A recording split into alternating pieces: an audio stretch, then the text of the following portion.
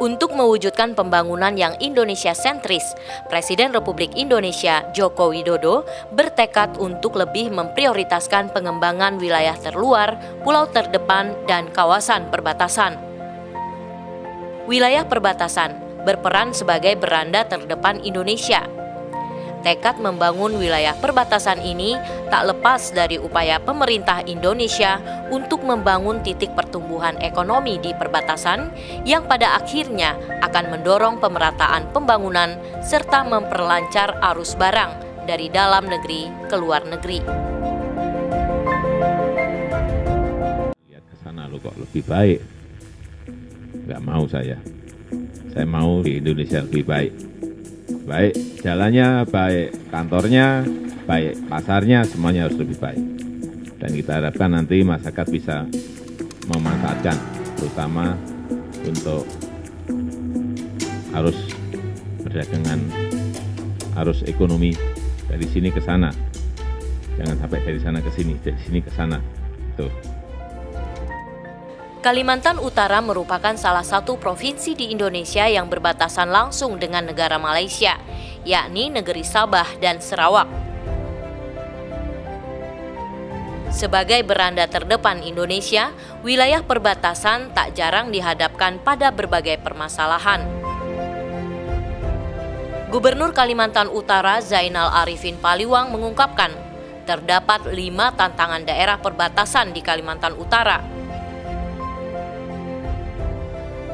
5 tantangan tersebut yakni kesenjangan wilayah, masalah demografis, ketahanan nasional, pelayanan publik, dan keterbatasan infrastruktur penunjang peningkatan perekonomian. Namun gubernur mengakui potensi sumber daya di daerah perbatasan cukup besar.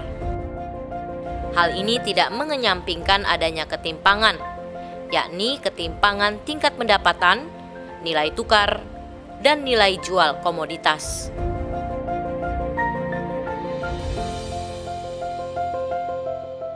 Orientasi ekonomi lebih condong pada negara tetangga, sementara kawasan Indonesia di perbatasan hanya menjadi hinterland saja.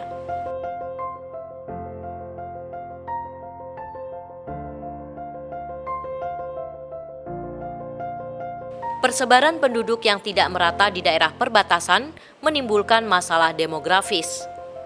Adanya permasalahan demografis ini disebabkan oleh kondisi geografis serta kesenjangan sarana dan prasarana di wilayah Kaltara.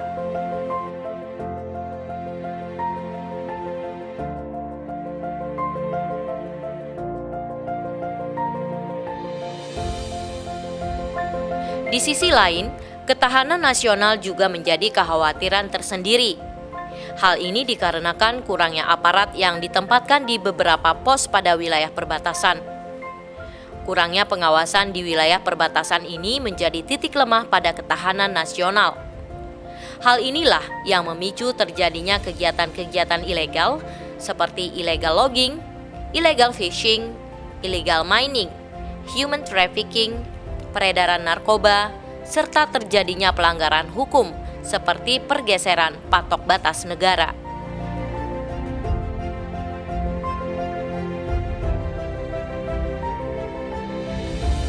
Tantangan lain yang harus diperhatikan adalah pelayanan publik. Pelayanan yang diberikan kepada masyarakat di wilayah perbatasan masih sangat terbatas.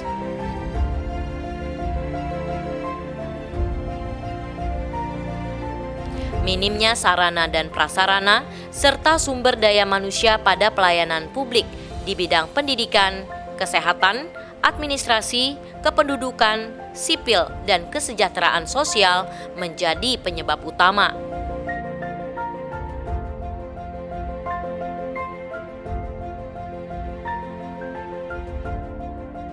Tantangan terakhir yang menjadi kekhawatiran pemerintah provinsi adalah masalah terbatasnya infrastruktur penunjang peningkatan perekonomian masyarakat perbatasan dan aksesibilitas.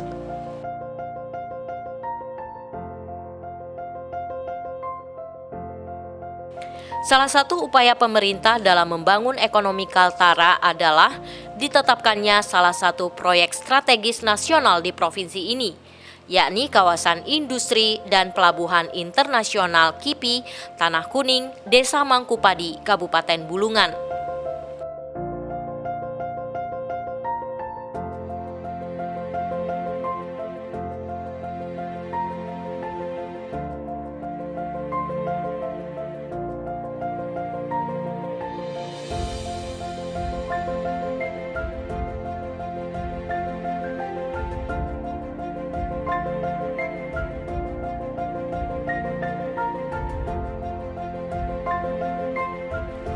Untuk dukungan infrastruktur energi dan transportasi Tanah Kuning akan dibangun pembangkit listrik tenaga air atau PLTA Kayan 1 yang memiliki kapasitas 900 MW.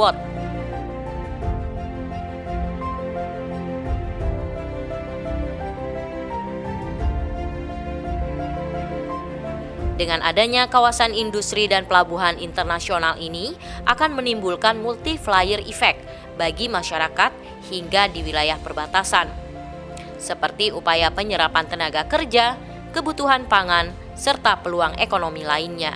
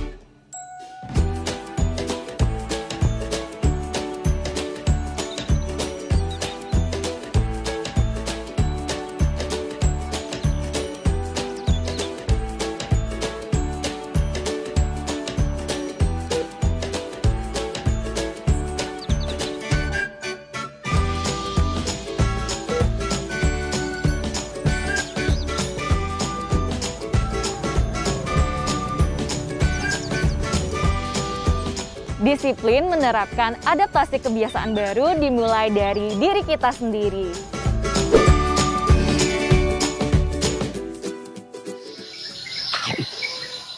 Ore 2 posisi. Siap, Ore 1. Ore 2 di posisi. Ganti. Siapkan barangnya. Temui saya di lokasi yang kita sepakati ya. Cepat. Siap, Ore 1. Segera disiapkan.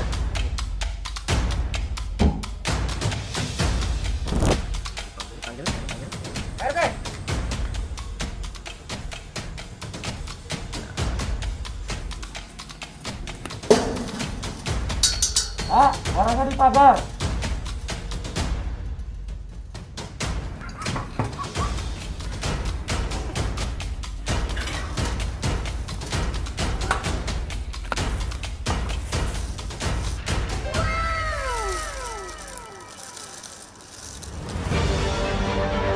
Berjuang isoman, tidak pernah membiarkan mereka yang berjuang melawan COVID-19. Yeay!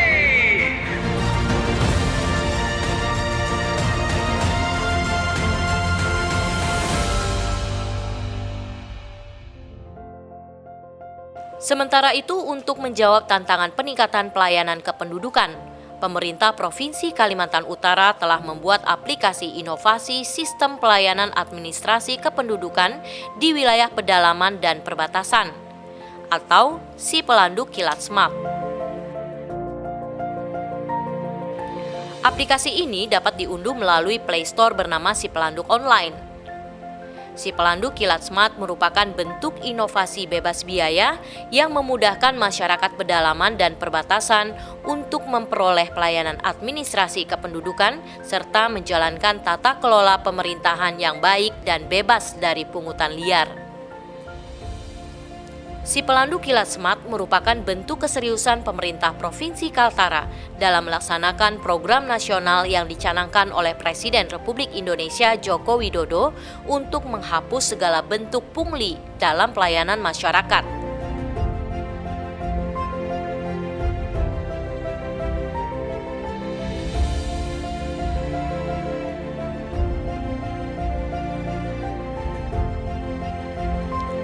masyarakat dapat mengakses berbagai data dan informasi serta pelayanan administrasi kependudukan dan pencatatan sipil di kabupaten kota seperti isbat nikah, akta lahir, dan lain sebagainya.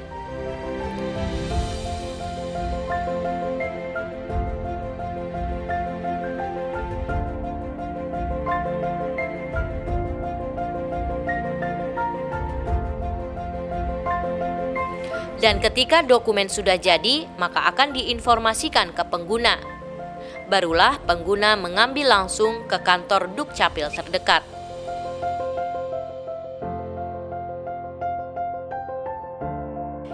Inovasi Sistem Pelayanan Administrasi Kependudukan di Wilayah Pedalaman dan Perbatasan atau SIPLANDU Kilat Smart ini diinisiasi Dinas Dukcapil Provinsi Kalimantan Utara.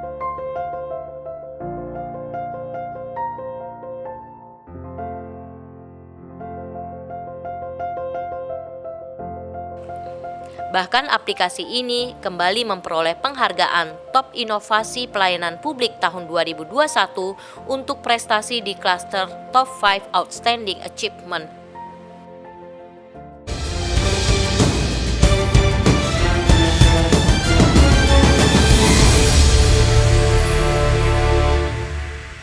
Bapak Jainal Arifin Paliwak, Gubernur Kalimantan Utara dengan apresiasi Population Administration System for Inlet and Border Area. Selamat, silakan boleh naik atas panggung Bapak.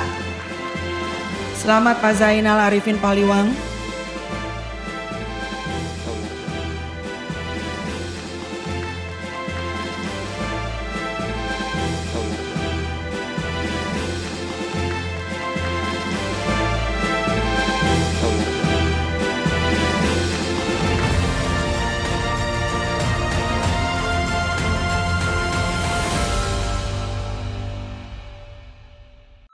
Semua warga harus ikut berkontribusi. Tanpa kesatuan itu kita tak akan mampu menghentikan penyebaran COVID. Tes. Wahai engkau, di masa pandemi ini, berjuanglah. Apakah engkau akan berdiam diri? Apakah engkau hanya sembunyi? Lihat isi dompetmu. Oh no. Cek saldo token listrikmu. Cek isi lemari dapurmu. Sadari tanggunganmu. Berusahalah, belajarlah, bekerjalah ketika sehat tenagamu. Tapi ingat, prokes, prokes, prokes.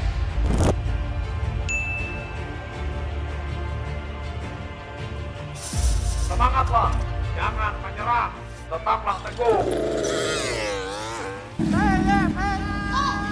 Bangkitlah di tengah pandemi ini, bangkitlah, bangkitlah, bangkitlah.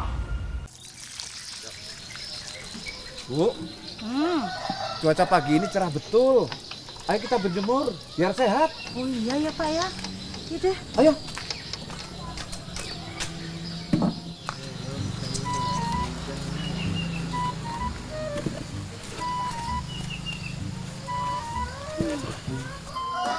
Jangan lama-lama berjemurnya. Nanti kering seperti ikan asin yang sejemur ini. Ya berjemurnya jangan seharian dong. Nanti kering kayak ikan asinmu. Matahari pagi sangat baik untuk kesehatan tubuh kita. Terlebih masa pandemi ini. Memang kalian kebal sama COVID-19.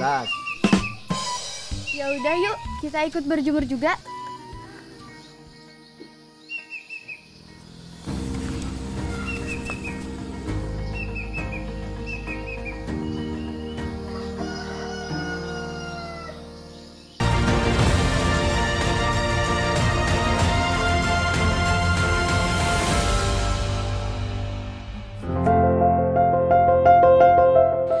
Sementara untuk pelayanan publik terkait pendidikan dan kesehatan, pemerintah Provinsi Kalimantan Utara sudah membuat peraturan wajib belajar hingga 16 tahun.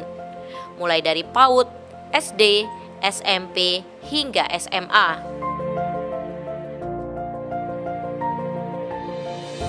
Wakil Gubernur Yansen Tifapadan mengatakan, mempersiapkan sumber daya manusia yang unggul harus dilakukan mulai dari sedini mungkin demi masa depan daerah menyambut generasi emas Indonesia pada tahun 2045 mendatang. tugas pemerintah adalah mempersiapkan sumber daya manusia yang andal hingga ke wilayah perbatasan. Karena kebijakan kita kan mulai PAUD, TK, SD, SMP, sampai SMA itu sudah harus layanannya sama, artinya sudah mulai menggunakan standar-standar yang ya boleh saya katakan berkualitas lah. Ya, jadi ya, pemerintah kerjasama dengan UT, semua masyarakat bisa mendapatkan kesempatan untuk kuliah, menambah ilmu, bahkan mendapatkan legitimasi keilmuan untuk menjadi seorang guru misalnya begitu, bisa begitu. Nah ini upaya-upaya kita. Ya, di bidang ini pun saya kira kita punya kreativitasnya, inovasinya. Inovasi wajib belajar 16 tahun itu, kalau di tempat lain wajib belajar 12 tahun, kita di 16 tahun. Nah, tetapi persoalannya sekarang kan kita dihadapkan dengan kewenangan katanya begitu, kewenangan daerah, provinsi hanya sebatas SMK, SMA, kemudian SD, PAUD, TK, SD, SMP-nya wewenang. Tapi persoalannya kan bukan soal kewenangan, tapi bagaimana kita semua punya tanggung jawab untuk mencerdaskan berbangsa. Nah, jadi tidak bisa lagi kita berpaku pada kewenangan semata. Nah, pola kerja yang kita ciptakan untuk mensinergiskan soal kewenangan. Nah, ini yang saya kira harus dibangun. Nah, kesadaran ini. Nah, selama ini kita terpaku pada soal kewenangan. Oh, itu kewenangan bupati, itu kewenangan gubernur. Sementara kita punya orientasi yang sama, mencerdaskan masyarakat bangsa. Nah, kalau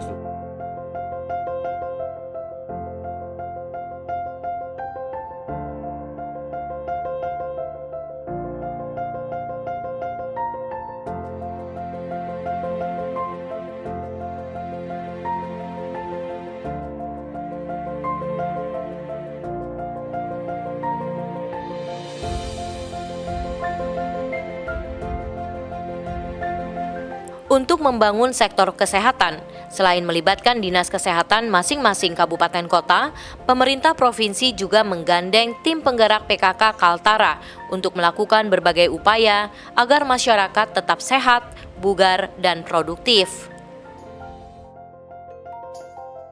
Sebagai mitra kerja pemerintah, tim penggerak PKK juga bergerak cepat hingga ke wilayah perbatasan untuk mendukung terlaksananya program pemerintah, baik di bidang kesehatan maupun pendidikan. Ketua tim penggerak PKK, Rahmawati Zainal, didampingi Wakil Ketua Ping Yansen, belum lama ini mengunjungi wilayah perbatasan, baik di Malinau maupun Nunukan, seperti di Long Ampung, Apaukayan, Krayan, Lumbis, dan sebagainya. Selain mengunjungi perbatasan, tim penggerak PKK Kaltara bekerja sama dengan Dinas Kesehatan juga melaksanakan aksi sosial berupa pelayanan kesehatan serta langsung membagikan berbagai macam bantuan alat peraga edukasi, masker untuk mendukung pembelajaran tatap muka, suplemen gizi untuk anak dan ibu hamil, serta permainan dan bingkisan untuk anak dan masyarakat di perbatasan. Di sela-sela kunjungannya, rombongan tim penggerak PKK juga mengunjungi Rumah Sakit Pratama Long Ampung untuk memberikan sejumlah bantuan sekaligus meninjau fasilitas kesehatan pada rumah sakit tersebut.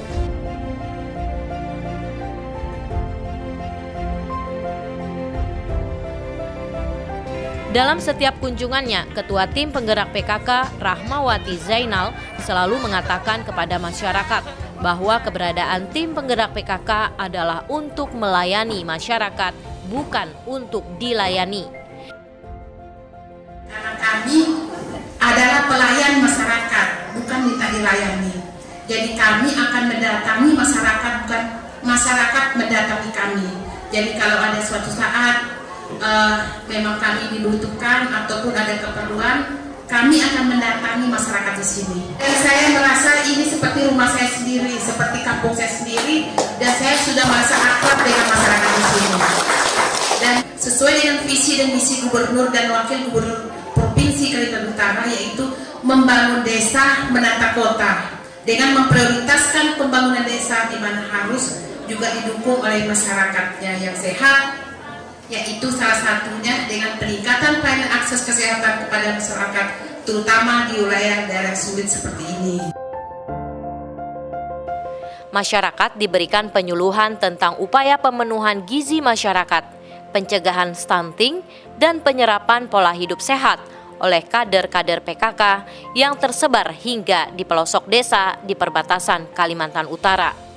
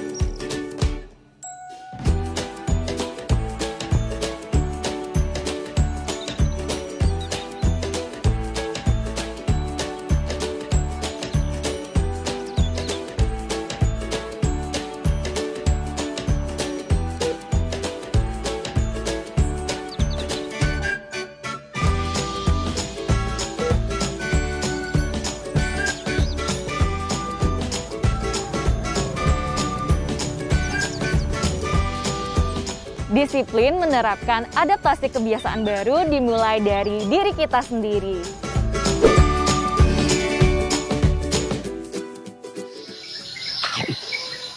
Ode 2 posisi. Siap, Ode 1. Ode 2 di posisi. Ganti. Siapkan barangnya. Temui saya di lokasi yang kita sepakati ya. Cepat. Siap, Ode 1. Segera disiapkan.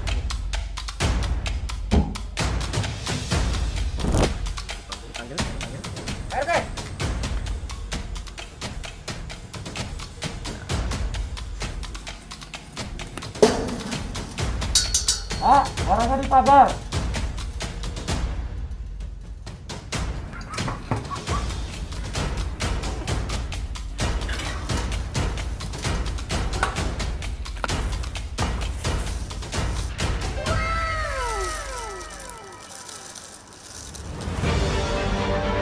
Berjuang Isomar tidak pernah membiarkan mereka yang berjuang melawan COVID-19.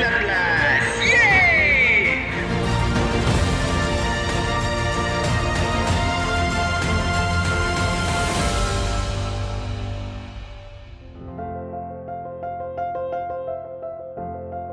Di sisi lain, dalam upaya pemenuhan capaian vaksinasi COVID-19, pemerintah menggandeng TNI Polri untuk melakukan serbuan vaksinasi hingga ke perbatasan, dengan harapan pada akhir Desember 2021 target vaksinasi minimal 70% masyarakat Kaltara tervaksin hingga ke perbatasan sudah terrealisasi.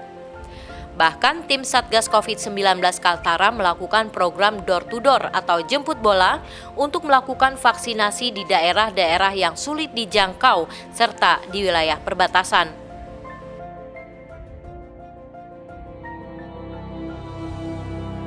Masih banyak tantangan dan pekerjaan rumah yang harus diselesaikan pemerintah Provinsi Kalimantan Utara agar provinsi termuda di Indonesia ini dapat mengejar ketertinggalannya.